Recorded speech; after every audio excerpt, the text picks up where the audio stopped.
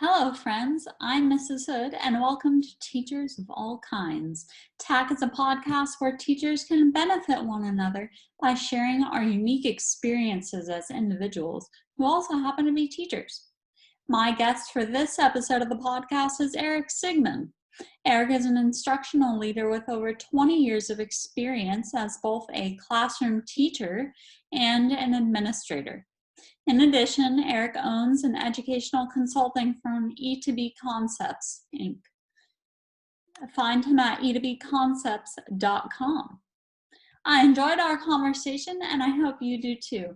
By the way, you can find Teachers of All Kinds on YouTube, Spotify, and Apple Podcasts. It's pretty great. And now, on to episode 6. All right. Hi, Eric. How are you? I'm good. How are you, Angie? I'm doing well, thank you. It's a little cold outside today. Weird weather here in Washington. Can't say the same here on the Northeast coast. How's the weather there? It's beautiful. Oh, cool. It's 80 and beautiful today. Wonderful. Well, something that struck me that was interesting about you is that your philosophy has changed about teaching and learning math. So the first question I'm going to ask you is, how has your philosophy about what characterizes math teaching and learning changed over time? So whenever I go on interviews, I would always joke that I was classically trained as a teacher.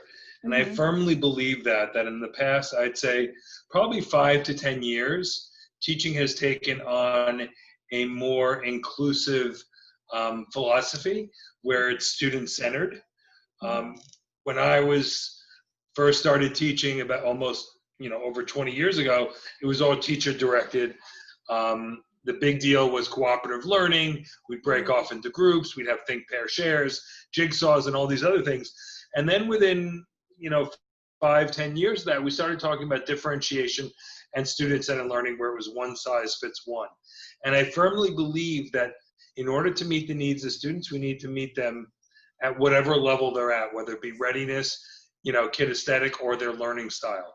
And I see that's the way that the Common Core and the next gen standards are progressing, where it's A, more rigorous, but B, it's more conceptual and more student involvement. Because you don't need conceptual understanding if it's teacher directed. Right. Conceptual understanding implies that the students are doing a lot of the work. Okay. And the other day you said Maslow before Bloom. Can you explain a little bit about what you mean by that? So when we look at the hierarchy of needs, we firmly believe that the social emotional is more important than the learning. So in my prior district, I developed what's called a Comm Room. It's called a Come and Learn Mindfulness Room, where I partnered with a local yoga studio and had them come in and work with inner city youth. And I firmly believe that if the students aren't socially and emotionally ready or even prepared, they cannot access any teaching and learning. So these students come from very traumatic backgrounds. And if we're trying to teach them and ignoring that nothing's going on in their head or at home, we're doing them a huge disservice and just wasting time, and test scores are plummeting because of that. That we need to address their social emotional needs before we do their educational needs. Okay. I read that article on NPR, the article you pointed me to about the yoga studio and the Comm Room, and I thought that was just very inspiring, very phenomenal move you made to incorporate that. I read one of the students said he thought some students took advantage of the Comm Room. Do you feel like that was an issue at all, or was the benefits far out? Oh, that was a huge issue. So when I started the Comm Room, and this was thanks to my wonderful wife who passed along an article to me that they were doing it in Baltimore. And I said, I have to do this in Bridgeport. The middle school students took advantage of it because I didn't have the personnel to bring them down and watch them.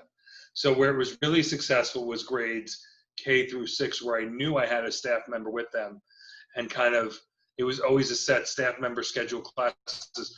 When it came to middle school, it was kind of up in the air, and a lot of times the faculty wasn't able to take them down. So a lot of times they try to sneak in and skip class and go there. I know that they need it, but there needs to be some sort of boundaries and rules when accessing it. It sounds like, of course they need it, but maybe some of them didn't totally believe they needed it, or they needed more accountability as well with following through. I would love to learn more about making community partnerships in my own school. I know I'm breaking up a little bit, aren't I, with the internet? No, you're good. Am I okay? Good. No, you're good. Okay, you're great. Good. Thank you. So in my other school, I was in 2 different schools as an administrator in Bridgeport, which for those that don't know, the Northeast is the poorest city in the state. The partnership that I bridged there is I went to the local Jewish Federation and had literacy volunteers coming to the school and reading with elementary kids. So I had about 20 volunteers twice a week coming in and reading. Well, the kids read to them. So it's very important to access, a volunteer base, because people always want to help, underserved populations.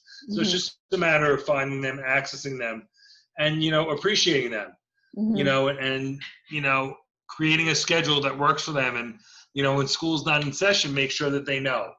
So there were times, unfortunately, that school wasn't in session, but I had to make sure that I told them, because the last thing you want to do is waste a volunteer's time, because they're volunteering, and you really need to make sure that they're valued and appreciated. Sure. That's awesome. So did the Comm Room, was that in high school as well, or just K-8? So it was K-6, and the building was K-8. Okay. But K-6 was really where I honed in on, because unfortunately the 7th, 8th graders, they weren't homeroom based. Okay. So I really didn't have a schedule to kind of say, okay, this teacher, I tried to program it with the PE teachers, but the kids wanted PE instead of the Comm Room. Okay. So I had to choose. I see. I didn't want to take away English or social studies or math or science. So I tried to incorporate it in the specials once a week, and the kids chose the specials over the Comm Room. Cool. I've tried to do some meditation and things like that in math class, and they love it. They love it when you can get everybody. It's great. Yeah. So you also mentioned a key component of teaching being relationships. So in regard to student-teacher relationships, what specific things do you encourage to build those, especially in the beginning of the year? So one of the things I was known for was I put my desk in the hallway when I first got there. It was one of the roughest schools in the city, and I noticed that the hallways were chaotic. And I felt I wasn't doing any benefit by being in my office. So I set up a satellite office, and I put my desk right in the middle of the hallway. And that really quelled things. It took about a week to quell things down. But when you look down the hallway when I was there, it was totally empty. It was like a Western movie. I think it's important when building relationships to show that A, you care, and B, you have to show up. So it's not just lip service, it's actually action as well. You got to walk the walk and talk the talk. Now that you're going to be back in the classroom, what do you envision talking to students about, or specific activities you'll do with students the first few days of school to build relationships and et cetera? Well, I think it's important, kids are just as nervous as teachers, and it's important for you to get to know them and for us to get to know, for you to get to know them and for them to get to know us. So I'm fortunate that I work in a school where my kids kind of go, which I always said that was a no-no, but I feel comfortable enough in my own school that I can say, okay, you know my daughter, you know my son, so you kind of know me, you know what kind of father I am now, you can know what kind of teacher. I try to treat the kids like they're my own kids. And in building those relationships, it's very important because, like I said, it's Maslow before Bloom, you know, and you're not going to be able to get anywhere unless you have that buy-in. I know the old school teaching would always say, you know, you don't smile till Christmas. Yeah. You know, it's always about relationship building rapport. But if the kids respect you, you can smile whenever. But you need to know when to toe the line. I love it. My brother was a substitute. Well, he was working towards a special education degree for a while, and he would always tell me, Angie, don't smile until after Christmas break. I would say, but I want to be able to smile. Well, it's, you know, unfortunately, that's a you against them mentality. And, right. you know, to build that relationship, you got to kind of put your guard down, roll up your sleeves, and sit with them. When you have a student-centered classroom, the smiling comes naturally. When you're not student-centered, it's you against them. Right. And that whole mentality of not smiling till Christmas comes into play. My belief. That's my own. My own humble opinion. Well, I agree. I mean, it shouldn't be a battle. It should be a community. Every day building that community together with the students, and not just my students, but all of our students in the school together. Yeah. Yes, it's building community and building relationships, and that's important. So as far as the parent-teacher relationships go, have you run into a lot of stigma against the Common Core when you're talking to parents? Unfortunately, I have, but those in it don't know it. You know, what they hear in the news, what they hear their kids struggling, you know, unfortunately, it's got a really bad rap. It's the implementation, it's the lack of professional development, and it's the testing and assessments tied to it. With all that being said, it really got a bad rap. But being a math person like you, I firmly believe that the Common Core is needed. It provides a framework for streamlining and rigor, and it's long overdue. Our country is really lagging in math and science, and we really need rigorous standards in teaching and learning to kind of bridge that gap, because the standards we've had in the past weren't creating 21st century learners. And as a consultant, it's important, and as a teacher, it's important to bring those things to light. We have students now that need to learn more conceptually. Back in the day, we were able to rely on our memory and just, you know, it was all chalk and talk, and, you know, I do, you do, we do type mentality, and students were okay. It doesn't work that way now. We need to be able to model and the students need to be able to show conceptual understanding to move from the concrete to the pictorial to the abstract. And it's more than just an algorithm, and people have to see that there's a benefit. They start getting frustrated when they can't do the first grade homework. Right. But if they sat down and really understood that it was teaching conceptual understanding of whatever it is, you know, subitizing or being able to, you know, one-to-one correspondence, whatever the concept is, that in the long run it's beneficial. Then unfortunately math has a stigma of just give me the answer. What's the answer? Or what do I put in the calculator? Exactly. So my philosophy, Angie, is I want to create mathematicians, not technicians, nor magicians. Right. Where it's not just poof, there's a magic answer. That we really got to teach them how the math works to understand really how to think. Not what to think, but how to think.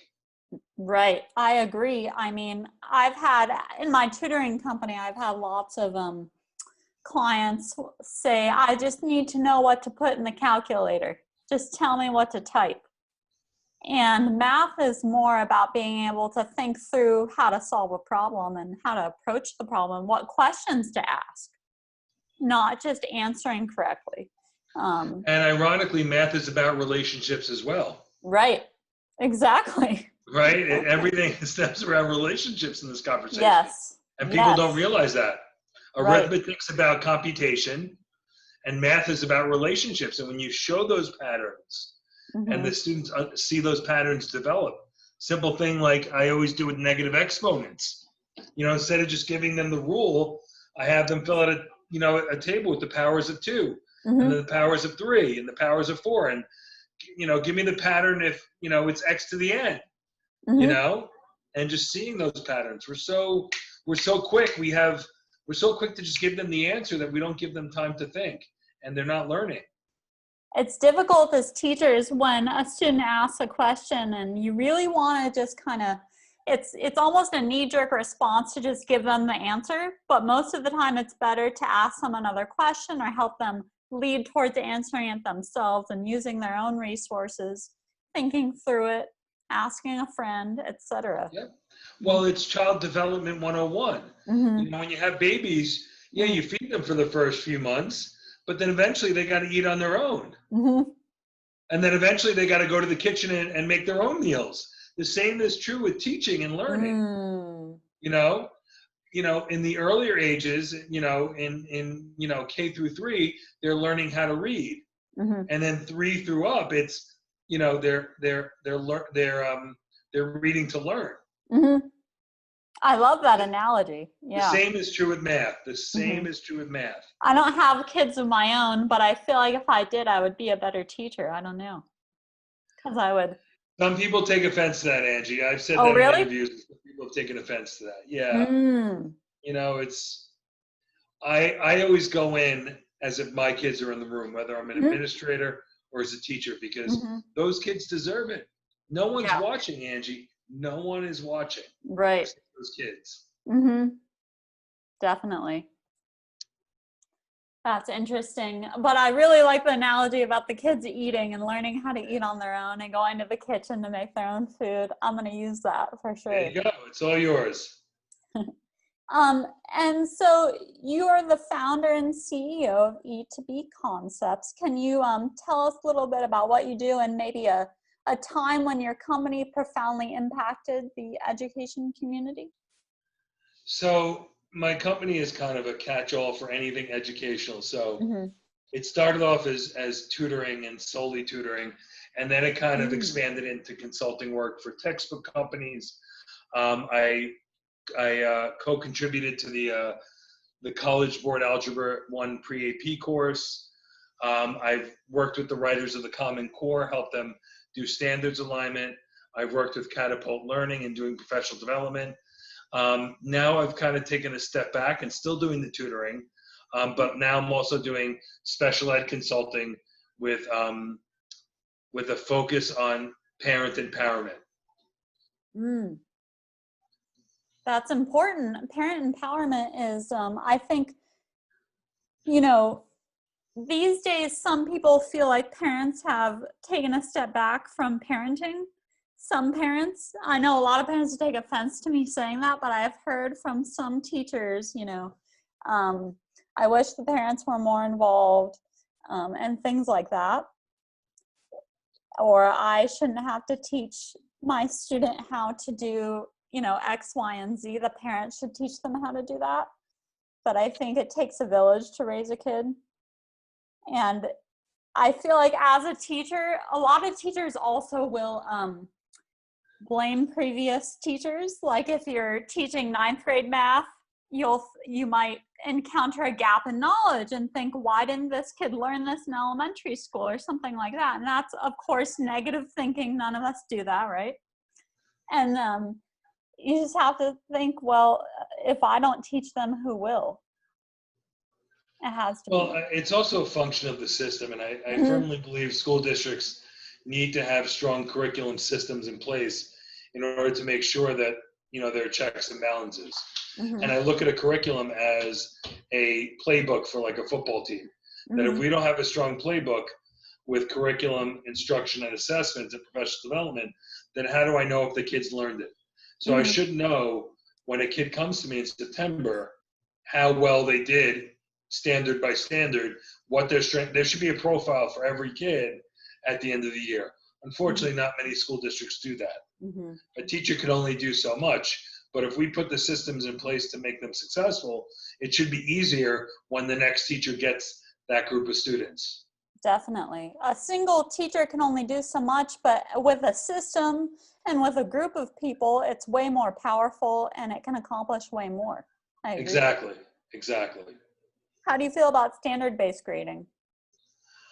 As long as the teacher knows how to implement it and allows for the student to multiple attempts, a lot of times teachers are one and done and don't realize that the kid still needs to learn the standard and they have to go back and maybe try a different teaching method to show the kid the standard. I think kids should learn the standards. I think there's nothing wrong with standards-based grading, but it has to be done correctly like anything. It has to be implemented with fidelity. And the teachers need to understand the standards. Right. You know, a lot of times I encounter teachers don't fully understand the Common Core standards. And I hate to say it, unfortunately in the elementary grades, teachers become elementary teachers to escape math. Exactly. That's the worst thing to do, because that's when the foundation is being built for the house. And if it's not a stable foundation, then the kids are not going to do well in secondary and higher level math. I think as long as, if an elementary teacher does become an elementary teacher to escape math, I think as long as they have an open mind to trying to get better at it and continue attending professional development and studying it, they'll be okay and do what's best for the kids. I think schools really need to start considering departmentalizing in elementary schools. I think now that we're kind of creating more rigorous standards across the board in math, English, and science, it's hard to make specialists for every subject area. Yes. You know, if you really want teachers to teach in a STEM environment or a STEAM environment or a STREAM environment, whatever you want to call it, they really need to have the basis to understand all those subjects. And it's very difficult to ask an elementary teacher or any teacher to be a specialist in everything. Do you know offhand in other countries who are maybe higher on the list in math and science, do they departmentalize that young? I'm not sure. I haven't really done much research. Boy, I'll have to look at that. It's in my own humble opinion that, you know, maybe after kindergarten we start talking about departmentalizing. That's and really, you know, and you know, there's research that says that kids can't take too many different adults in their life, and I disagree. There's counter research that says they can, because they got the soccer coach, they got the dance coach, they got the basketball coach, they got the music tutor, they got, you know, the mom, the stepdad, the dad, exactly, the brothers, the cousins, the aunts, the uncles, and, grandparents. You know, oh, I would love to read more about that and see that research and see what other countries are doing too. That's really interesting. And then you had mentioned you're reading Mathematical Mindsets by Boaler. What's one realization that book has sparked for you? It doesn't matter what level you're at. Everybody can learn, and that's been always a philosophy of mine, but now I'm actually seeing the research and it being implemented in practice. So I've just dived into it. I'm kind of reading 2 books at once and going between that and Steve Jobs' book. So only 2 books? Trying to keep myself occupied. Are you one of those people that always reads 1 book at a time? I try to, because I don't have much patience when it comes to reading a lot of material. I like to kind of segment it. That's funny. I can never understand people who read 1 book at a time. I'm always 10 books at a time. Just a book for every mood. You know? I don't know. But I did, like I said, I read her recent book, Limitless Mind or Limitless Minds. I can't remember if there's an S on it. But it's got a lot more information, I think, on the latest research with neuroplasticity and growth mindset, and is more widely, it's a wider subject than math. She kind of talks about the brain across all topics and uses examples of people in a lot of different fields. And it's really inspiring about how your belief in yourself affects your abilities to succeed. So that I thought was really powerful. And I always feel like math is that line that, people either really feel good about themselves or can really feel bad about themselves based on how well they, and I always joke that no one will ever admit that they can't read well, but Right. everyone will always admit that they're not good at math. Mm-hmm. That embarrassment factor is not there when it Exactly. comes to math. Exactly. And a lot of people read for fun, but they don't math for fun. True. So, except for me, I math for fun. You math for fun. Okay. Yeah. Have you looked into art of problem solving? No. Tell me. That's a great website for kids. Okay. They're the writers of the SAT questions. They have some great online classes. Their textbooks are amazing. Okay. Richard Rusak is the author. He's the owner, I think, of that company. Art of Problem Solving. AOPS.com. Okay, great. Thank you. And then, let's see. You said you're reading a Steve Jobs book. What are you learning from that? He's an interesting character. He was a control freak. Oh, yeah. And he was very cult-like. Mm-hmm. Like he created a cult within his company, and either you were in or you were out. Mm-hmm. And he was very, very detail-oriented to a sickening level, where it was obsessive. Yes. And who's I'm that not an book Apple by? fan, so that's why I'm reading it. That's okay. I'm not an Apple fan, Uh-huh. but I just appreciate the culture that he's created. But I won't partake in it. I like reading about people's mindsets. Like, why are people so addicted to the Apple phone or the iPod back then, or whatever it was. I am an Apple fan, but I'm starting to really, really like Google. All the Google products. Google Yep, I'm a big Classroom. Android fan. Yeah. Yeah. The problem with Apple is nothing's customizable, and he made it that way. It's a monopoly. Apple is a monopoly. Apple products only work on Apple products, and that's been his mindset since day one.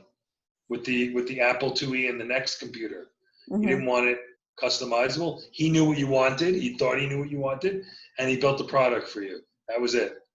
I remember those old Apple computers in the early 90s in school. The Macintosh. But most of us, math people are tech savvy, and we like to be able to, tweak our computers and make them faster, or make the graphics card a little bit better, or add memory, whatever it is. And you can't do that with a Mac. And when it breaks, forget about it. Make it our own. When it breaks, forget about it. Yeah. You just got to replace it. Exactly. That's true. Oh, it would be weird to learn a new system, but I might be going that direction. We'll see. You should. Okay. What, just to ask you a few more questions about teaching, what about preparing to teach this fall? Do you foresee being a challenge given the COVID-19 situation? I do, because right now we're slated to go back to school. And I really don't know how the student's social emotional state is. During COVID, it was really not a consistent environment for them. Right. A lot of kids took advantage of it and didn't show up to class. There needs to be eyes on kids. They're still kids. And like the conversation we had about parenting, the kids, there are some kids that are just very manipulative, and some parents that just don't have the bandwidth to watch everything their kids do. Either they have to work, or they have too many kids, or whatever it is. And the kids, at the end of the day, have to be responsible at a certain age. And a lot of these kids, in my district at least, in my school, took advantage of that no one was watching really, per se. We'd call home, we'd say, listen, little Johnny's not in class. And like, oh, I thought he was. And then nothing would happen. Then we call again, nothing would happen. So, it's like, you can only do so much. Yeah. When they're not actually physically in school, you have a lot less Well, there was also, what needs to happen is there needs to be Mhm. more accountability. When a kid's not in class in school, Right. they get a call home because the student information system alerts the parent and sends a message home. Mhm. On the online platform, we don't even take attendance, barely. We started too very late. You should, but unfortunately, you don't know what's going on at home. Right. Someone could have COVID, the student could have COVID, Right. the parents could be working, they could be taking care of the kids. Mhm. There are a lot of situations, but I think the beginning of the school year, they should have a check-in of, is your kid coming to school? And if not, why? And then if Mhm. they're not coming, what work will they do to make it up so that we Mhm. can check in with them? Mhm. Yeah, I mean, it hit everybody kind of suddenly, I guess, and we weren't prepared in the spring. I don't know if that's so true, at least here. Oh, It's yeah. just teachers weren't prepared to go online. Right, And hopefully exactly. that's the positive that comes out of this, Right. that we'll see more teachers that are tech savvy than Mhm. in the past. Mhm. And we had about 30 to 50% of students engage in the online learning, I would say, at my school. But, in Washington, I don't know if Connecticut did the same thing, but we were a do no harm to their grade state. Did you do the same thing We over did there? the same thing, Mhm. yep. Yeah. But what So, is that going to look like next year? We can't always do that, right, right, right. So I think definitely it's going to, if we have to go online again, it'll have to be much more with the accountability and count for their Yep. grade and their standards. Because if we So, don't, they're just not going to learn anything. mm-hmm, mm-hmm. And then we'll be stuck with years and years of just nothing. Right, definitely. I have one more teaching question for you. Sure. I was curious what you would say to teachers if they were starting to feel burnt out, or what questions you would ask them. I've counseled teachers out of the Mm, profession. mm, Um, you know, it's scary because they're scared, we're scared, everyone's scared when a teacher feels burned out. And you always, as an administrator, have to come from a place of you want to help. mm-hmm, But, it also depends on, what stage of their career are they in? mm-hmm, Are they in their 30th year or are they in their 5th year? mm-hmm, You know, it's very hard to leave teaching when you've been in it so long. Even if you burned out after 15 years. Unfortunately, when you go to college and you become a teacher, that profession you become very pigeonholed in the career force. Meaning teaching is basically all that you can do. mm-hmm. Right. Unless you have some sort of other specialty, like if you were a real math major and you're a math teacher and you kind of said, listen, teaching's not really working out for me, I could go to finance. Mm-hmm. But if you teach something like maybe, or just, you have to be really good at a subject to kind of pivot. Mm-hmm. If you're good at English, maybe you could be a journalist or an editor Mm-hmm. or, work in publishing. If you're a social studies teacher, maybe you can go into law or something like that. You have to be able to pivot. You have to know yourself and know your mental well-being, because you're doing more harm than good if you're still in the classroom and burnt out. Mm-hmm. And people are scared because they're like, I can't make the same money. I won't have the same time off. Mm-hmm. But at the end of the day, you're doing harm by being in a job that you don't want to be in. Mm-hmm. And you have to look out for someone else besides yourself. And I hate to say it, you can't be selfish when it comes to teaching and learning. Mm-hmm. How do you stay inspired and your best self when working with kids? I Or is it change easy? jobs. When I feel myself on edge, so I was teaching high school math Mm-hmm. for a lot of years. Mm-hmm. I was teaching high school math for probably about 14 years, and I started to get the itch. Mm. And I really felt like I needed a change, so I went to administration. Mm. I felt to myself, there's only so many times I could teach the quadratic formula. And I'm like, I don't know if I could do this much longer. And I felt that urge kind of coming on. I said, I got to pivot. I gotta pivot. And that's exactly what I did. I pivoted, went to administration, and I'm loving administration. It's a different skill set. You said you were also a STEM coordinator, a K-12 STEM coordinator. Yep. Is that like an instructional coach kind of thing, or? So it had many different facets to it. One of them was providing professional development to teachers. The other was doing, observations and whatnot. And then the third arm of it was curriculum development. So I had to align the curriculum to the Common Core within a year, and was able to do that grades K through 8. Wow. The high school was a little bit more challenging. Yeah.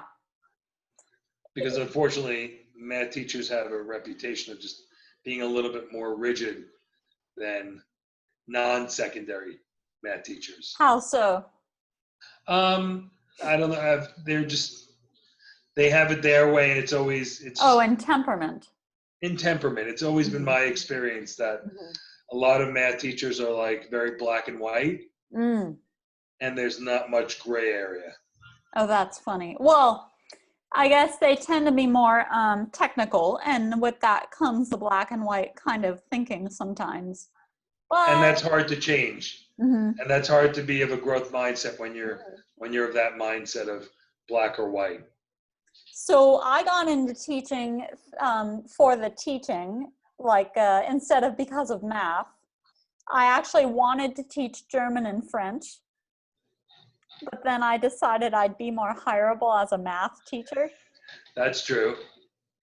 And I could do math. At the time I thought, well, I have a talent for math, so I can probably do this and be more hireable and have fun and still be a teacher. So I did that. And I fell in love with math. And it's really fun. And I always said there are 3 types of math teachers. There's the mathematician, there's a technician, and then there's kind of the pseudo both. Interesting. Where the technicians just follow a rule. You follow me. They don't really conceptually understand it and can't really go outside that box.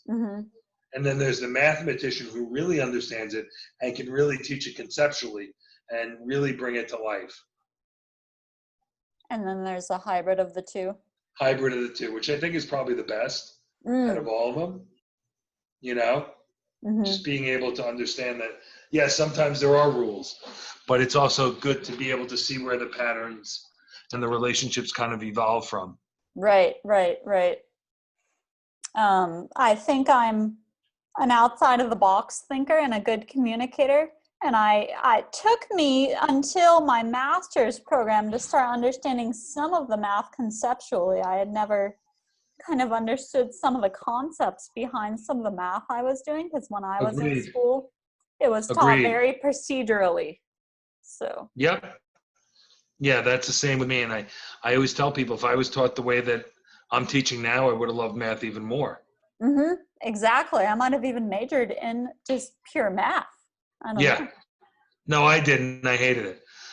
Oh, really? I majored in math in college, and it was not fun at all. I did a Bachelor of Arts in Mathematics with a teaching credential for my undergrad. Okay. So. Yeah, my school didn't offer an education major, so you had to major in the content that you wanted to be certified in, and mine was math. And I had some horrific professors, and they just it was all chalk and talk, and no pedagogy. It was just it was a little bit traumatic. It was traumatic for me when I first got in front of a classroom, because my undergrad, we had hardly any time in the classroom that was required. So it took me a while to get used to that too. Yeah. And I think a lot of these graduate programs, unfortunately, don't do us service in teaching us how to teach and also how to administrate. When I got my second master's in administration, I never learned how to write an observation. Oh. I was dumbfounded. Same thing with teaching. Student teaching is good to a point, but you got to be able to really roll your sleeves up. I really think that we need to take the medical model of how doctors are trained and place that into this, the graduate programs. Where I think teachers, I think teachers should do rotations in all facets of learning. They should do special ed. They should do administration. They should do district administration. They should do front office work and learn all the inner workings of a school. Absolutely. That sounds life-changing for sure. And I think that's critical. Yeah. We just get a snippet of what we, perceive of what teaching is. The cooperating teacher that sits there and makes sure the kids are behaved for however long you're in there. It doesn't give you a real snapshot of what teaching and learning is. Or at least be required to sub for a while. I never subbed before I started teaching, ever. Yeah, I did. Well, it was the only way to make money. I tutored, but that's another story. Yep. I'm going to go ahead and get to the wrap-up questions. Okay. The first one is, what is the skill or quality you have that you are most proud of? I like to firmly believe that I add value to wherever I go, and I help build relationships. That's very important for people to know that I am there and I'm there to help. I think people are valuing relationships more because of the COVID situation, with everything closed and having to stay in their home and having to Zoom with their friends. Yep. I actually made a spoof for my kids, for my students, on Old Town Road, just to kind of raise the spirits. Just stepping outside of your comfort zone every once in a while is okay. Definitely. It's not business as usual right now. Definitely. What is a skill or quality you plan to work on this year? That's a good one.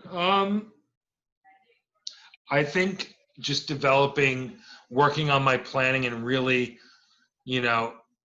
trying to find lessons that are even more engaging and being able to leverage the technology, because this past year we were kind of thrown into it. And I have to find technologies that I can utilize while still being in a Google Classroom. A lot of times I use activities where, I was there helping them, kind of guide them through the math, but I need to find activities that they'll be a little bit more self-sufficient if I can. I'm a big fan of Desmos. I was just going to mention that. I do the student activities in Desmos, but it works very well when I'm in the classroom. It doesn't work as well when I'm not in the classroom. So I have to find alternatives to, maybe illustrative math. I might use some other applet type, programs to really, drive in the conceptual knowledge. Well, I'm excited to see what you try. And where can people find out more about you or topics you're passionate about? My LinkedIn page is usually very good. They could also visit my website, which is kind of static right now, e2bconcepts.com. But the best place to find me is on social media, either LinkedIn or Facebook. Okay. Under just your first and last name, Eric Sigman? My first and last name. My LinkedIn profile is linkedin.com/in/e2bconcepts. Okay. Well, Eric, thank you so much for your time. I know you're a busy guy. My pleasure. Thank you for being here, and I hope you have a great rest of the week. Thanks. You too, Angie. Take care. Be well. Bye-bye. Your time is valuable. Thank you for spending some of it listening to teachers of all kinds. I'm Mrs. Hood, and I'll see you next time on TAC.